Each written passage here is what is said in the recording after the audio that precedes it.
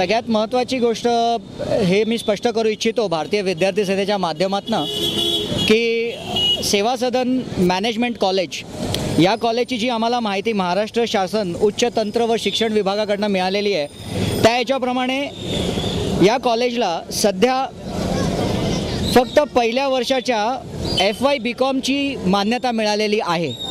त्याचबरोबर मॅनेजमेंटची मान्यता अजूनही नाही आहे आणि त्या संदर्भामध्ये आम्ही प्रिन्सिपलांना भेटलो।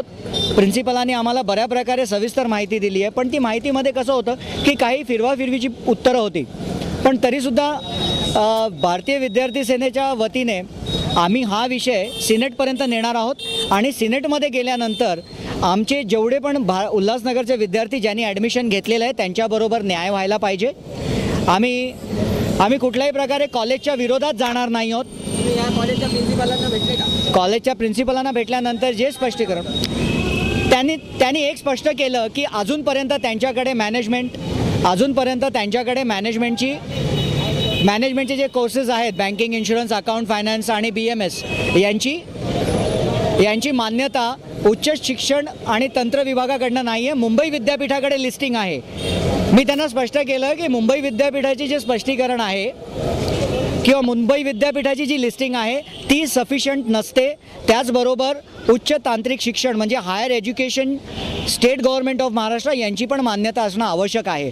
तर त्यांनी मान्य केलं की आमच्याकडे ही मान्यता अजून मिळालेली नाही आहे आणि लवकरच सोमवारच्या दिवशी मी आता फोनवर बोलणं झालेलं आहे आमच्या सिनेटचे जे प्रतिनिधी आहेत, कारण मुंबई विद्यापीठामध्ये शिवसेनेचे सिनेटचे सगळ्यात मोठी संख्या आहे। आम्ही त्याच्यामध्ये मेजॉरिटीमध्ये असल्यामुळे हा विषय लवकरात लवकर काढू आणि उल्हासनगरच्या सर्व पालकांना आम्ही सांगू इच्छितो की कॉलेजच्या विद्यार्थ्यांना कुठल्याही प्रकारचं नुकसान होऊन देणार नाही आणि यावर्षी BMSमध्ये घेतलेल्या ॲडमिशनच्या विद्यार्थ्यांना त्याबद्दल तुमचं काय ऑब्जेक्शन?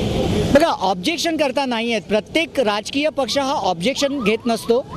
मुलांबरोबर न्याय होणं आवश्यक आहे। आम्हाला बेसिकली मुलांबरोबर एक चांगल्या प्रकारे न्याय व्हायला पाहिजे। जसं आमचेच पदाधिकारी आहेत, तुमच्याच मीडियामधले काही लोक आहेत ज्यांचे नातेवाईकांनी फर्स्ट इयर BMSमध्ये ॲडमिशन घेतलेलं आहे, मग त्यांना प्रॉब्लेम काय येईल माहिती आहे? जर आपण त्यांना सहकार्य नाही केलं या कॉलेजला तर त्यांना शेवटच्या वर्षाला जेव्हा TY BMS पूर्ण करतील तेव्हा मुंबई युनिव्हर्सिटीची डिग्री प्राप्त होणार नाही, कारण शासनाने त्यांना मान्यता दिलेली नसल्यामुळे मुंबई विद्यापीठ तेव्हा हात मागे घेईल। त्यामुळे आपल्याला सहकार्य करून या कॉलेजची जेवढा लवकरात लवकर होईल मान्यता मिळवून घ्यायला लागेल, म्हणजे आपले झालेले जेवढे 180 विद्यार्थी आहेत या सगळ्यांचा न्याय निवाडा झाला पाहिजे। हेच आमच्याकडनं। जय हिंद, जय महाराष्ट्र।